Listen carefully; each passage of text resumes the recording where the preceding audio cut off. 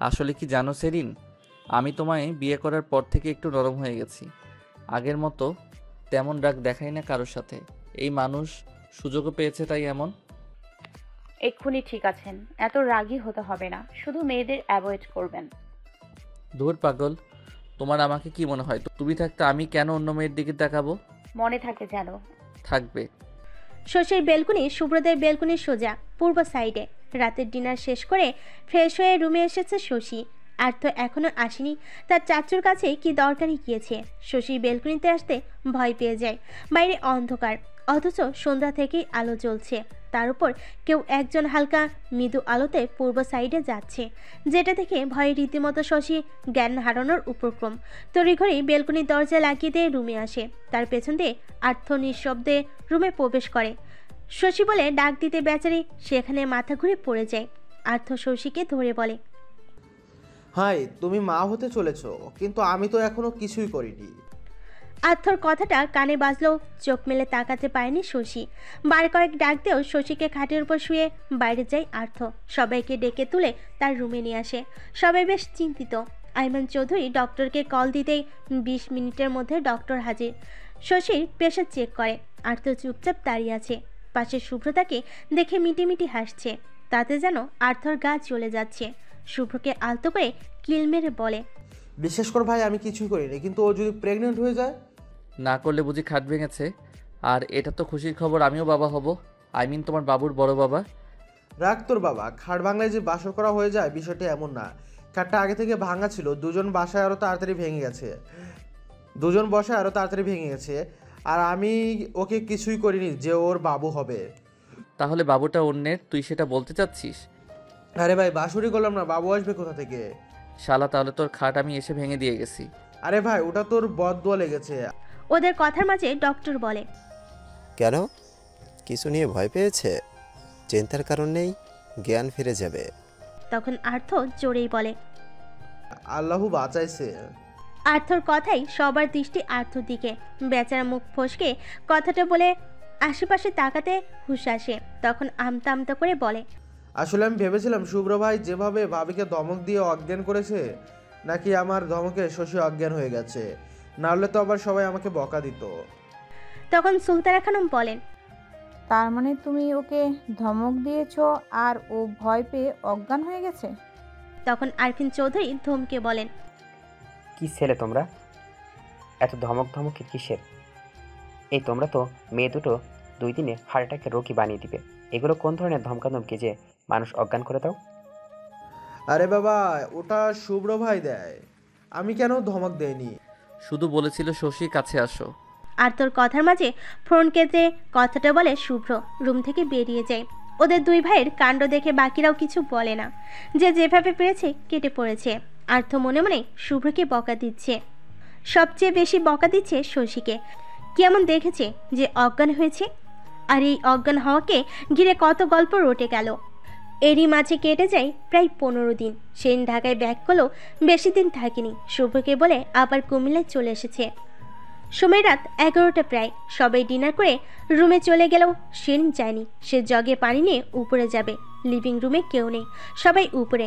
সেন টেবিলের উপরে ফিল্টারের থেকে জগে পানি নিচ্ছিল। তার ডান সাইডে একটা কাঠের আলমারি টাইপের রাখা, তবে সেটাই কাছের আয়না, ভেতরে কিছু প্রাইস টাইপের জিনিসপত্র সাজিয়ে রাখা। দেওয়ালের উপর থেকে সেন কারোর কান্নার আওয়াজ পায়। কিছুটা ঘাবড়ে গেলেও নিজেকে শক্ত করে নেয় সে। এই বিষয়টা নিয়ে অবশ্যই শশীর সাথে মেলা আলোচনা হয়েছে। ভুটটুত কিছুই না। সেন আলমারির সাইডে যায়। ফোনের ফ্ল্যাশ অন করতে দেখে আলমারির পেছনে হালকা ফাঁক দিয়ে একটা দরজার কার্ড বোঝা যাচ্ছে। সেনের আর বুঝতে বাকি রইল না বিষয়টা। সে সিদ্ধান্ত নেয় এটা সরিয়ে দরজার ওপারে যাবে। এর পেছনের মানুষটাই হয়তো অনেক কিছু বলতে পারবে। বাট কে এই মানুষটা, আর কেনই বা দেওয়ালের ওপারেই বন্দি? সেন জগ রেখে আলমারিটা টান দেয়। অতটাও ভারী না, তবে সরানো যায়। একটু কষ্ট হবে। শক্ত করে আলমারিতে স্পর্শ করতেই কারো ছোঁয়া কাঁধে পেতে শিরো ওঠে সেন। ঘাড় ঘুরিয়ে দেখে জান্নাতুল ফেরদৌস। সেনের দিকে তাকিয়ে সে কি ডেভিল হাসি। সেন আমদামতো করে বলে, আরে মা, আপনি এখানে? তুমি আলমারিতে কি করছো? এমনিতে পানি নিতে এসছি, আলমারিটা দেখছিলাম, কাঠের তো, আবার পোকায় ধরেছে কিনা। গুড। আমি তাহলে আসি মা। কথাটা বলে শেরিন জগার ফোন হাতে এক কদম ফেলতেই জান্নাতুল ফেরদৌস খপ করে শেরিনের হাত ধরে নেয়। শেরিন পুনরায় পা স্থির করে তাকায়। তখন জান্নাতুল ফেরদৌস বলেন, আমি জানি তুমি অনেক কিছু বুঝে গেছো, তো চলো তোমার আরো কিছু বোঝাই এবং বলি। থেমে পুনরায় বলেন, আসলে দেয়ালের ওপারে একজন মানুষ বন্দি আছে, যাকে আমি আটকে রেখেছি। অবশ্য তুমি বলতে পারো আমি কেন আটকে রাখলাম। আমার মতলবটা আসলে কি? দেয়ালের ওপারের মানুষটা একজন মহিলা। এই মহিলা আমার বোন। শেন যেন শকড। তখন জান্নাতুল ফেরদৌস তাকে হাতে ধরে সোফায় বসে। শেনের পাশে বসে বলে, জানো তো মা, আমি ভীষণ খারাপ একজন মা। শুভ্রকে আমি ভালোবাসি, কিন্তু আমার থেকে দূরে থাকে। কিঞ্চিত রাগ আমার উপরে। মূলত তার মায়ের মৃত্যুর পর আমি তার বাবার জীবনে না আসলেও পারতাম। জানো তো, আমি চাইলে সন্তান নিতে পারতাম, নিইনি। কারণ আমি চেয়েছি শুভ্র বাবার ভালোবাসাতে কারো ভাগ না বসে। সৎ ভাই বোন আসলে যতই ভালো সম্পর্ক থাকুক, কিঞ্চিত হলেও ঈর্ষা থাকে। আমার বোনও তোমার শ্বশুরকে পছন্দ করতো। জানো তো, তোমার শাশুড়ি আসলে রোড অ্যাক্সিডেন্টে নাম দুর্ঘটনায় মারা গেলেও তাকে মারা হয়েছে, আমার বোন মেরেছে। এতদিন আমি অনেকটা পর পর বা ভিলেন টাইপের আচরণ করে নিজেকে রহস্যময় করতে চেয়েছি, যাতে আমার বোনের উপর সন্দেহ না পড়ে। ওর পরিকল্পনা ছিল চৌধুরী বাড়িতে ঢুকে সবাইকে নিজের কথা চালানোর। কিন্তু চৌধুরীরা সোসাইটিতে অনেক সম্মানীয় লোকজন, ওদের সম্মানহানি বা পরিবার তছনছ হয়ে যাক আমি চাইনি। সেজন্য ওকে সরিয়েই আমি বিয়েটা করেছি। ওকে ঠিক কি শাস্তি দিলে ওর পাপের শাস্তিটা পূর্ণ হবে আমার জানা নেই। তটিনী আমার ভালো ফ্রেন্ড ছিল। শুধু তটিনী না, আশরাফ মালিথার ওয়াইফও আমার ভালো ফ্রেন্ড ছিল। তুমি জানো বেস্ট ফ্রেন্ডের মর্ম? তুমি তো ওই যুগের মেয়ে। ওনাকে ছেড়ে দিন তাহলে। দিব ছেড়ে। সময় হয়তো হয়েছে। আশা করি ও আর এই পরিবারে ঢুকতে চাইবে না। ওনার নাম কি? জাহানারা। ওনাকে কবে ছেড়ে দিবেন? তুমি বলো। আগামীকালকে। আচ্ছা। শেন জান্নাতুল ফেরদৌসকে আগলে ধরেন। জান্নাতুল ফেরদৌস শেনের কপালে চুমু খেয়ে বলেন, তোমার কাছে পরিবার নিয়ে বা শুভ্রকে নিয়ে প্রথমে যা বলেছি তার জন্য আমি ক্ষমা প্রার্থী। ইটস ওকে মা। শুভ্রকে বলিও আমায় যাতে মা বলে ডাকে, আর বলিও কঠোর ভাবটা কমাতে। বলবো। আচ্ছা যাও, শুভ্র অপেক্ষা করছে। ঠিক আছে মা। কথাটা বলে শেন উঠে দাঁড়িয়ে নিচের দিকে তাকিয়ে কয়েক কদম ফেলতেই শুভ্রকে দেখে। শেনের চোখে মুখে ভয়ের ছাপ। জান্নাতুল ফেরদৌস শেনের পেছন দিয়ে ঘুরে দাঁড়াতে শুভ্রকে দেখে। দুজনেই ভয় নিয়ে দাঁড়িয়ে আছে। তখন শেরিন আমতা আমতা করে বলে, নিচে আসার কি হলো? আমি তো যাচ্ছিলামই। শেনের কথায় শুভ্র জান্নাতুল ফেরদৌসের থেকে দৃষ্টি সরে। শেনের কথায় পাত্তা না দিয়ে জান্নাতুল ফেরদৌসের সামনে গিয়ে দাঁড়ায়। চোখের কোণে তার পানি চিকচিক করছে। জান্নাতুল ফেরদৌস শুভ্রর চোখের দিকে তাকিয়ে আছে। শেন পরিস্থিতি বুঝে শুভ্রর সামনে এসে শুধায়, প্লিজ মাকে ভুল বুঝবেন না। মা পরিবারের খারাপ চায় না। আপনি মাকে আমার মতো করে মা ডাকুন না। শুভ্র কথাগুলো শ্রবণ করে বলে, মা। জান্নাতুল ফেরদৌসের মনটা জুড়িয়ে যায়। ঠোঁটের কোণে হাসি ফুটে। শুভ্রকে বুকে জড়িয়ে কপালে চুমু খায় জান্নাতুল ফেরদৌস। শেন তাদের দেখে খুশি হয়ে যায়। তখন আবার আর্থ শশী কিছু নিয়ে খোঁচাখুচি করতে করতে নিচে আসে। ওদের তিনজনকে দেখে শশী বলে, আরে তোমরা এখনো ঘুমাওনি? এই বোনো, তোমরা কোথায় যাচ্ছ? ওই যে দেয়ালের ওপাশের রহস্য উদ্ঘাটন করতে, ওইটা জেনে গেছি। শেনের কথায় শশীর চোখ মুখ ডলা দিয়ে সামনে আসে। শেনকে বলে, এবার আমায় বল বোনো। শেন তখন জান্নাতুল ফেরদৌসের বলা কথাগুলো বলে। তখন তারা সিদ্ধান্ত নেয় আগামীকালকে জাহানারাকে বের করে দিবে। শুভ্র শেনের সাথে উপরে যায়। শশী আর্থ তার একটু বাইরে যাবে। এই আর্থর শশীকে নিয়ে রাতের আকাশে শশী দেখতে যাবে তারা। শুভ্র সহ শেরিন রুমে আসতেই শুভ্র সোফায় বসে পড়ে। শেরিন দরজা লাগিয়ে দেয় এসে সোজা শুভ্রর কোলে বসে। শুভ্রর গলা জড়িয়ে ধরে ঠোঁটে চুমু খেয়ে বলে, এবার প্লিজ নরম মনের হয়ে যাও my dear handsome Shubhra sir ওরফে বাবুর পাপা। বাবুর আম্মু যখন বলেছে হওয়া যাই। আচ্ছা চলো আমরা বাবুর পাপা এবং বাবুর মাম্মাম হওয়ার মতো রোম্যান্টিক কাজটা করি। এই তোমার মাথায় কি এই বাবুর আম্মু হওয়া ছাড়া কোনো কথা নেই? এই শুনুন তো, আপনি আমার স্বামী, মানে একটা হালাল সম্পর্কে আছি আমরা। সে তো আছে। তাহলে এভাবে তাড়িয়ে দিচ্ছেন কেন? আচ্ছা তাড়াবো না, এখন আসো আদর করি। কথাটা বলে শেরিনের কোমর জড়িয়ে ধরে শুভ্র। প্রিয় মানুষের ছোঁয়া নিজের সর্বাঙ্গে মাখছে শেরিন। আর্থ শশী গাড়ি এক সাইডে থামিয়ে রাস্তায় হাঁটছে। শশী ভাবছে সেদিনের অজ্ঞান হয়ে যাওয়ার কথা। পরের দিন সকালে যখন জ্ঞান ফিরে তখন জানতে পারে আর্থ সবার কি পরিমাণ বকা শুনেছিল। সেই সাথে দুদিন পর তাদের খাট চেঞ্জ করা। সে আরেকটা ঘটনা। শুভ্র এখনও আর্থকে চেতায় খাট ভাঙা নিয়ে, কিন্তু কে জানতো খাটটা এভাবে ভেঙে যাবে। আর্থ শশীর হাত ধরে হাঁটতে হাঁটতে বলে, শোনো, আমার ব্যক্তিগত চাঁদ, আমি তোমায় ভীষণ ভালোবাসি। তাহলে শুনুন, আমার ব্যক্তিগত সূর্য, আপনাকে প্রথমে শেরিন আমি সেজে ইমপ্রেস করেছে। এই তুমি কি বলছো? ঠিকই বলেছি। ওই যে কলেজে গেলেন, চিনতে পারেননি, কারণ জানি না তো আপনি প্রেম করছেন আমার সাথে, মানে শেরিনের সাথে। আস্তাগফিরুল্লাহ, আমি বড় ভাবির সাথে প্রেম করছি? আরে ওটা তো আমিই ছিলাম। আমি আর শেরিন কি দুটো দেহ এক আত্মা, আমরা টুইনের মতো। সে না হয় বুঝলাম। এবার বলুন আমৃত্য অবধি আমায় ভালোবাসবেন? বাসবো বাসবো বাসবো। ভালোবাসি। আমিও ভালোবাসি। এবং আমরা ভালোবাসি। শশীর কথাই আর্ত হাসে। কিছুক্ষণ ঘোরাঘুরি করে তারা দুজন বাড়ি ফিরে আসে। পরদিন ওই রুমটায় যাই সবাই বলতে মূলত শুভ্র, শেরিন, জান্নাতুল ফেরদৌস। জাহানারার অবস্থা অনেকটা কঙ্কালের মতো। জান্নাতুল ফেরদৌসকে দেখে কাঁপা কাঁপা গলায় বলে, বোন আমায় মুক্তি দে, আমি অনুতপ্ত। শুভ্র আমায় ক্ষমা করো, আমায় বের করো, আমি কতগুলো বছর দুনিয়ার আলো দেখিনি। তখন জান্নাতুল ফেরদৌস বলেন, আজকে তোর মুক্তির দিন, আশা করি বাকিটা জীবন সুন্দরভাবে কাটাবি। কাটাবো। তখন শুভ্র জাহানারা হাতের বাঁধন খুলে দেয়। সেন জান্নাতুল ফেরদৌস তাকে ধরে বাইরে আনে। শুভ্র গাড়ি আনতেই তাকে গাড়িতে বসিয়ে রওনা হয় জান্নাতুল ফেরদৌসের বাড়িতে। তারা দুই বোন ছিল, কোনো ভাই নেই। মা বাবা অনেক আগেই মারা যায়। বাড়ি পুরান হলো, দেখাশোনা করার মতো মানুষ আছে। প্রথমে জাহানারাকে ডক্টর দেখানো হয়, মেডিসিন, জামা কাপড় কিনে তাকে বাড়িতে পাঠানো হয়। জাহানারার টেক কেয়ার করার জন্য দুজনকে রাখেন জান্নাতুল ফেরদৌস। সেনকে নিয়ে শুভ্র চলে আসে। এরই মাঝে সেনের একটা কনসাল্টের ডেট ফাইনাল হয়।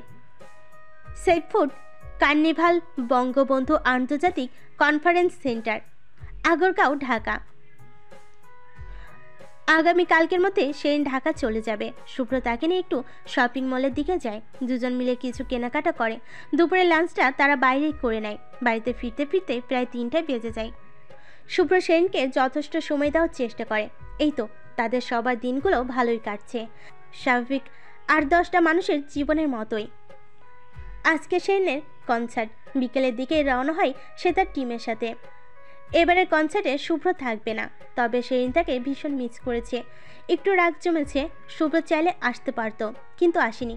সন্ধ্যা 8টায় কনসার্ট শুরু হয়। সেরিনও মনোযোগ সহকারে গান গায়। সুন্দর একটা সময় কাটে সেরিনের। এই যে তার একটু একটু পরিচিত বাড়ছে, সেটা তাকে কি যে আনন্দ দেয়।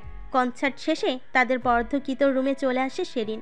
রাত তখন 12টা প্রায়। শুভ্রর কল আসতেই সেরিন ধরে। শুভ্র তাকে জিজ্ঞেস করে, কেমন কাটলো আজকের কনসার্ট?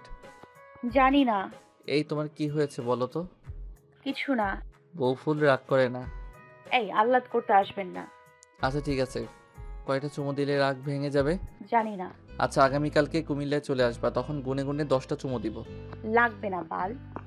আবার গালি দিচ্ছ? কই আর।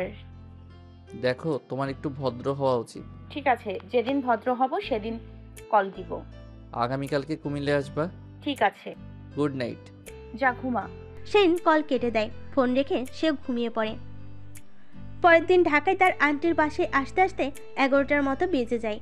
ফ্রেশ হয়ে বসতেই শুভ্র কল দেয়। সেনকে জিজ্ঞেস করে, কি করছো? ভদ্র হচ্ছি। লাগবে না ভদ্র হওয়া। লাগবে। তোমায় নিয়ে পারা যায় না। ঠিক আছে, যেদিন পারা যাবে সেদিন কল দিলেই হবে। এই তুমি আবারও রাগ করছো? এই আপনি আমায় আর কল দিবেন না। ঠিক আছে। শুভ্র কল কেটে দেয়। সে তার অফিসের কাজে মনোযোগ দেয়। তখন আবার সেনের ফোনে কল আসে নিশাতের। মেয়েটার বিয়ে ঠিক তার ভাইয়ের বন্ধুর সাথে। সেন কনগ্রাচুলেশন জানায়, তবে মাহির জন্য একটু আধটু খারাপ লাগছে তার। তবে সমস্যা নেই, তার ভাইয়ের সাথে মেহেরের আকদ হবে সামনে। সেন একটা লম্বা ঘুম দেয়। বিকেলের দিকে সে তার ভিডিওগুলো এডিট করতে বসে। ঘন্টা খানেকের মতো সময় যায় সব ঠিকঠাক করতে। একটা ভিডিও আপ দিয়ে সে তার আন্টির কাছে যায়। তার আন্টি তখন কিচেনে রান্না করছে। সেন বুঝলো শুভ্র আসবে, কিন্তু তাকে বলবে না তার কেউ। সেন চুপিসারে রুমে এসে বেলকনিতে চলে যায়। সন্ধ্যার দিকে শুভ্র ঢাকায় আসে। হাতের জিনিসপত্রগুলো লিভিং রুমে রেখে আয়েশ সিদ্ধার্থের সাথে কথা বলে। সেনের আন্টি শুভ্রের জন্য হালকা নাস্তার আয়োজন করেন। শুভ্র সেসবে কিছুই মুখে নেননি, শুধু কফির মগটা নিয়ে সেনের রুমে প্রবেশ করে। সেন তখন খাটের উপর পা ছিটিয়ে ফোন স্ক্রল করছিল। আচমকা শুভ্রকে দেখে ফোনটা সাইডে রাখে। সেনের দিকে তাকিয়ে শুভ্র কফিতে চুমুক দেয়। দরজাটা হালকা ভিজিয়ে সেনের সামনে গিয়ে বসে। নিজের দিকে একবার তাকিয়ে সেনের দিকে দৃষ্টি স্থির করে বলে, দেখো কত কষ্ট করে ক্লান্তি নিয়ে এতটা পথ জার্নি করে এসেছি। বলতে হবে তোমার রাগের পাওয়ার আছে বেশ ভালো, যে আমায় কুমিল্লা থেকে ঢাকায় নিয়ে এসেছে। আমি কি বলেছি আসার জন্য? তুমি না বললেও তোমার রাগ আর অভিমান রামে বলে গেছে। সেরিন উঠে দাঁড়ায়, খাট থেকে নিচে নেমে বলে, ফ্রেশ হয়ে আসুন, আমি অপেক্ষা করছি।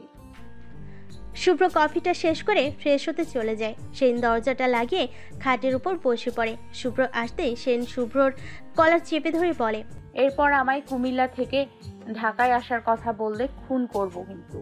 আচ্ছা করিও খুন, যখন আমি থাকবো না তখন বুঝবে। সেন কলার ছেড়ে দেয়। আজে বাজে কথা বলছেন কেন? আমি তো ওটা থ্রেট দেওয়ার জন্য বলেছি, আমি এমন কিছু করব নাকি? দেখুন, আপনি আমার 10টা না 20টা না একটা মাত্র জামাই, আমি এমন কিছু করব না। পাগল, ওটা তো আমি জানি। এই শুভ্র স্যার, আপনি আগে থেকে একটু মিষ্টি হয়েছেন। আর কিছু বলার আছে? না, ঠিক আছে। 10টা চুমু পাওনা আছি কিন্তু। সেনের কথাই শুভ্র হেসে দেয়। সেনের হাত ধরে নিচে দাঁড়ায়। সেন তখন প্রশ্ন করে, এটা কি হলো? চলো সিদ্ধার্থ, আয়াসের সাথে গল্প করব। ওরা এখন পড়বে, আপনি আগে আমায় চুমু দেন। আরে চুমু পাগলি মেয়ে। কথাটা বলে শুভ্র গুনে গুনে 10টা চুমু দেয় সেনকে। সেন নিজের হাত ব্যাগটা গুছিয়ে নেয় দরকারি জিনিসপত্র নিয়ে, না হলে আবার শুভ্রগুলো নিয়ে টানাটানি করতে হয় কুমিল্লায় গেলে। অথচ তার ব্লুটুথ চার্জার ঢাকায় থাকে। ব্যাগটা গুছিয়ে সেন শুভ্রর কোলে বসে, গলা জড়িয়ে ধরে। শুভ্র ঠোঁটে চুমু খেয়ে বলে, জামাই ভালোবাসি। ফাজিল হয়ে গেছো। কোন লেভেলের আনরোম্যান্টিক আপনি? এই আমি একটু আগেও 10টা চুমু দিয়েছি। কেউ ভালোবাসি বললে প্রত্যুত্তরে আমিও ভালোবাসি বলতে হয়, করলার জুসের মতো। ঘুমাও, গুড নাইট। ফাজিল হয়ে গেছো। ফাজিল এসব বলে না রে ভাই। ঠিক আছে, ধন্যবাদ বলে দেওয়ার জন্য। এবার বলুন ভালোবাসি। সময় হয়নি। এটা বললে কোন মহাভারত অশুদ্ধ হবে? সেদিন আগের থেকে বেশি ফাজিল হয়ে গেছে। না, আজকে আপনার মুখ থেকে ভালোবাসি শুনেই ছাড়বো। সময় হলে বলবো। আমার ধৈর্য নেই। তাহলে ঘুমাও। এই, শুভ্র সেনকে পাত্তা দেয়নি। সেন বসে বসে আফসোস করছে। তার আর এই জন্মে শুভ্রের মুখ থেকে ভালোবাসির শব্দ শোনা হবে না। পরক্ষণেই নিজেকে সান্ত্বনা দিল এই ভেবে যে জামাইটা আমার, ভালোবাসলেও আমার, না বাসলেও আমার। শুভ্র মানে আমার। যাই হোক, ভালো তো ঠিকই বাসে, মুখে স্বীকার না করুক। বেশি কিছু বলে না, আবার ধমক বকা দিলে সমস্যা। সেন হাট হবে, কান্নাকাটি করবে, তখন শুভ্র তাকে সিসকাদুনি উপাধি দিবে। দেখতে দেখতে কেটে যায় 3টা বছর। এই 3 বছরে অনেক কিছু চেঞ্জ হলো। সেন শুভ্রর রাগের অভিমান খুনসুটি আগের মতো থাকলেও ভালোবাসা তার থেকে বহু গুণ বেড়েছে। তবে আজও শুভ্রর মুখ থেকে ভালোবাসি শব্দটা শোনা হলো না। সেদিন ট্রিপল হয়েছে। 8 মাসের অন্তঃসত্ত্বা সে। শুভ্র একটু বেশি কেয়ার করে, সবে বেশ খেয়াল রাখে সেরিনের। শশীর ছেলে বেবি হয়েছে 6 মাস হবে। মেহেরের সাথে মাহির বিয়ে হয়েছে বছরখানেক হলো। নিশাতের বিয়ে 3 বছর চলছে। তবে তাদের বন্ধুত্ব এখনও আছে। সেন জানে না নিশাত তার বিরুদ্ধে গিয়েছিল বা কিছু করতে চেয়েছিল। বলা যায় শুভ্রই জানায়নি তাকে। মূলত নিশাতের রিকোয়েস্ট ছিল, শুভ্রর কাছে ক্ষমা চেয়েছে। সেই সাথে বলেছে সেনকে এসব যাতে না বলে। তাদের বন্ধুত্ব সে নষ্ট করতে চায় না। শুভ্র বলেনি সেনকে সে কষ্ট পেতে দেখতে পারবে না। সেনের গানের ক্যারিয়ার এগিয়ে 6 মাস হলো সে অবসরে। এই সময়টাই সেনের রিল্যাক্সে থাকার দরকার। সময়টা সন্ধ্যা। জান্নাতুল ফেরদৌস, মীরা ইসলাম, সুলতানা খানমের সাথে লিভিং রুমে বসে আছে সেন। এখন বাড়িতে সবাই থাকে, সেনকে সবাই সময় দেয়। তখন শুভ্র আদিনকে নিয়ে লিভিং রুমে আসে। ছেলেটা মাশাআল্লাহ এক টুকরো চাঁদ, সবার ভীষণ আদরের। সুব্রত যেন তাকে চোখে হারায়। আদিনকে নিয়ে সোফায় বসে শুভ্র। সেদিন তার শাশুড়িদের সাথে কথা বলছে। মেয়েটার দিকে তাকালে শুভ্রর খারাপ লাগে। চঞ্চল মেয়েটাও এখন অনেকটা চুপচাপ হয়ে গেছে। হাঁটতে চলতে অনেকটা কষ্ট হয়। শুভ্রর বেশ চিন্তা, তার বাবু আর বাবুর আম্মু যাতে সুস্থ থাকে, সুস্থভাবে সব সম্পূর্ণ হয়। সবাই রাতের ডিনার করলেও জান্নাতুল ফেরদৌস সেরিনকে নিজের হাতে খাবার খাইয়ে দেয়। সবাই ডিনার করে রুমে চলে গেলেও শুভ্র, সেরিন, জান্নাতুল ফেরদৌস এখনও লিভিং রুমে। সেনের খাওয়া শেষের অপেক্ষায় আছে শুভ্র। এই সিঁড়ি বেয়ে উঠতে কষ্ট হবে, তাই কোলে নিয়ে রুমে যাবে। এরকমটাই করে যখন থেকে সেনের চলতে কষ্ট হয়। মেডিসিন খেয়ে সেন উঠে দেয়। শুভ্র তাকে কোলে নিয়ে সিঁড়ি পাড়ি দেয়। রুমে এনে খাটের উপর বসে খুব যত্ন সহকারে। সেনের কপালে চুমু খেয়ে বলে, বাবুর আম্মু তাড়াতাড়ি সুস্থ হয়ে যাও। সেরিন হাসে শুভ্রর কথায়। শুভ্রর বুকে মাথা দিয়ে রাত পার হয় সেরিনের। সকালে উঠে নামাজ আদায় করে নেয় সেন। সকাল সকাল শুভ্র সেনের ব্রেকফাস্ট রুমে নিয়ে এসেছে। যদিও সেন তেমন খেতে পারে না, তবে শুভ্র তার খাবারের দিকেও বেশ অ্যালার্ট। সকালের নাস্তাটা নিজ হাতে খাইয়ে দেয় সেরিনকে। দেখতে দেখতে সেনের ডেলিভারির দিন চলে আসে। সকালবেলায় তাকে হসপিটালে নিয়ে যাওয়া হয়। শুভ্রর চিন্তায় ভালো লাগছে না। চৌধুরীর পরিবারের মোটামুটি সবাই হসপিটালে। যেহেতু এমপির পরিবার এসেছে, আলাদা একটা প্রায়োরিটি এবং সম্মান দেওয়া হয়। অপারেশন থিয়েটারের সামনে সবাই অপেক্ষা করছে। শুভ্র চিন্তিত মুখে বসে আছে। সে তো সেনকে আজও মুখ ফুটে ভালোবাসি বলো না, অথচ মেয়েটার কত আশা ছিল শোনার। শুভ্রকে এই চিন্তাটাই কুড়ে কুড়ে খাচ্ছে। যদি বলতে না পারে সেরিনকে, সে তো প্রকাশ না করলেও ভীষণ ভালোবাসে মেয়েটাকে। শুভ্র চিন্তার মাঝেই একজন নার্স তার বাবুকে নিয়ে আসে। শুভ্র সবার আগে সেনের কথা জিজ্ঞেস করে। নার্স হাসি মুখেই বলেছে সুস্থ আছে। শুভ্র তার মেয়েকে কোলে নিয়ে কপালে চুমু খায়। তার বউ ফুলের আরেকটা মেয়ে ফুল হয়েছে। শুভ্রর দুটো ফুল, একটা প্রথমে মেয়ে ফুল ছিল কারণ সেটা বাচ্চা ছিল, তার উপর হলো বউ ফুল। এখন এই ফুলের থেকে আরেকটা মেয়ে ফুল। শুভ্রর মেয়েকে নিয়ে বাকিরাও ব্যস্ত হয়ে পড়ে। সেনকে রুমে আনা হলে শুভ্র তার কাছে যায়। সেনের হাতে কপালে চুমু খেয়ে বলে, বউফুল ভালোবাসি। আমিও ভালোবাসি। আমায় এত সুন্দর একটা মেয়ে ফুল দেওয়ার জন্য ধন্যবাদ তোমায়। সেন হাসে। শুভ্র ঝুঁকতেই শুভ্রর কপালে ঠোঁটে চুমু খায় সেন। শুভ্র পুনরায় সেনের ঠোঁটে চুমু খায়। তখন আবার কোথা থেকে আর্থ আসে শুভ্রর মেয়েকে কোলে নিয়ে শুভ্রকে জ্বালানোর জন্য বলে, বিশ্বাস করো ভাইয়া, আমি ঠোঁটকাটা ছিলাম, তবে তোমারও মতো অত রোমান্টিক না।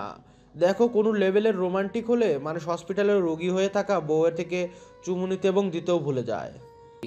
এই তুই চুপ থাকবি? আমি কত চিন্তায় ছিলাম তুই জানিস? আমার বউয়ের কিছু হয়ে গেলে আমার কি হবে? শুভ্রর কথাই আর্থ হাসে। সেন শুভ্রর দিকে তাকিয়ে হাসে। এই যে মানুষটার চোখে মুখে তাকে হারানোর ভয় দেখলে এতে যেন সেনের সর্বাঙ্গ জুড়িয়ে গেল। শুভ্র মেয়েকে কোলে নিয়ে সেনকে দেখায়। সেন মেয়ের গাল টেনে দিয়ে বলে, মাশাআল্লাহ, আমার মেয়ে ফুল। আমার মেয়ের নাম কি রাখবো? আপনি বলুন। চৌধুরী পুষ্পকুমারী। পুষ্পকুমারী এই নামের অর্থটাও মেয়ে ফুল। আমার মেয়ে ফুল তো। এক সপ্তাহ পর পুষ্পকুমারীর জন্য অনুষ্ঠান করা হয়। পাটোয়ারি বাড়ির সদস্য থেকে শুরু করে চৌধুরী পরিবার সবাই মিলে একটা সুন্দর সন্ধ্যা কাটানোর ব্যবস্থা করা হয়। শুভ্র মেয়েকে বাকিরা সেরিনের নামের সাথে মিলিয়ে রাখা শেহরিশ বলে ডাকলেও শুভ্র সেরিন দুজন তাকে পুষ্পকুমারী বলে ডাকে। পুষ্পকুমারীর জন্য এতিমখানার বাচ্চাদের টানা 2 দিন খাবার দেওয়া হয়। এছাড়া দোয়া মিলাদ সবই পড়ানো শেষ এই এক সপ্তাহে। আজকে শুধু ফ্যামিলি মিলে ছোটোখাটো একটা অনুষ্ঠান। শুভ্র মেয়ের জন্য ডায়মন্ডের লকেট কিনে এনেছে গিফট হিসাবে। সেন গোল্ডের চুড়ি এনেছে। সন্ধ্যায় সদ্য 8 দিনে পা রাখা শেহরিশ চৌধুরী পুষ্পকুমারীকে আনা হয়। তারা বাবা মা মেয়ে ম্যাচিং পড়েছে। শেহরিশ অনেকটা তার বাবার মতো চেহারা পেয়েছে। এই নিয়ে সেদিন হিংসায় জ্বলে। 10 মাস সে গর্ভে রাখলো আর চেহারা পেল বাবার। This not fair. সবাই মিলে কেক কাটে তাদের লিটল প্রিন্সেসকে নিয়ে। পাটোয়ারি বাড়ির চৌধুরী পরিবারের প্রত্যেকটা সদস্য তাদের লিটল প্রিন্সেসকে গিফট দিয়েছে। 8 দিনের বাচ্চাকে বেশিরভাগ গোল্ডের গিফট দিয়েছে। শুধু তার 2 নানা 3 দাদা বাবা এই 3 জন ডায়মন্ড দিয়েছে। অধরা আদ্রিতা তারা সেনের মেয়ে নিয়ে ঝগড়া করে, কে বেশি কোলে নিবে, কে আগে কোলে নিবে। সেন তাদের ঝগড়া খুনসুটিগুলো দেখে আর হাসে। রাতে ডিনার করে সবাই গল্পের আসর জমায়। সেনকে রুমে নিয়ে দিয়ে আসা হয়। এখনও সে পুরোপুরি সুস্থ না। শুভ্র আর থাকেনি, তার বউ কন্যাকে নিয়ে রুমে চলে আসে। সেন বাবুকে ঘুম পাড়ে। শুভ্র বসে বসে দেখছে তা। কে বলবে 4 বছর আগে এই মেয়েটাও একটা বাচ্চার মতোই ছিল, হাতে পায়ে বড় হলো, ব্যবহারে বাচ্চামি ছিল। আজ সে আরেকটা বাচ্চার মা। শুভ্র মনে পড়ে বাবুর পাপা আর বাবুর আম্মুর কাহিনী। ঠোঁটের কোণে হাসি ফুটে তার। বাবু ঘুমাতেই শুভ্র সেনকে তার কাছে টেনে নেয়, কপালে চুমু খেয়ে বলে, বউ ফুলের বাবুর আম্মু হওয়ার ইচ্ছেটা পূরণ হলো, থ্যাঙ্কস দাও আমাকে। বাবুর পাপা? হ্যাঁ, 4 বছর আগের ডাক এখনো বুকের বাপাশে লাগে। কি সুন্দর ছিল এই দিনগুলো। আসলেই সুন্দর ছিল। কি ফাজিল ছিলাম আমি। ফাজিল না হলে বুঝি আমি বউ ফুল আর মেয়ে ফুলকে পেতাম। আর একবার বলুন, বাবুর আম্মু ভালোবাসি। বাবুর আম্মু ভালোবাসি, ভালোবাসি, ভালোবাসি। জানেন একটা কথা? কি?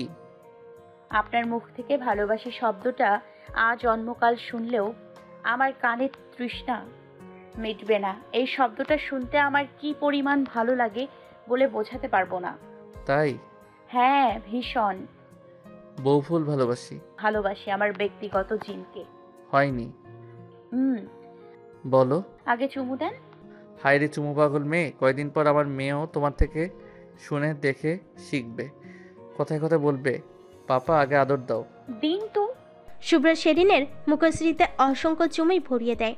পুনরায় বলে, আমার একমাত্র বউ ফুল, আমার মেয়ে ফুলের মাম্মাম, আমার বাবুর আম্মু, তোমাকে আমি ভালোবাসি, ভালোবাসি এবং ভীষণ ভালোবাসি। মেয়ে ফুলের বাবা, আমার বাবু পাপাকে আমিও ভীষণ ভালোবাসি। আমার প্রথম এবং একমাত্র প্রেমিক পুরুষ এবং ভালোবাসার মানুষ।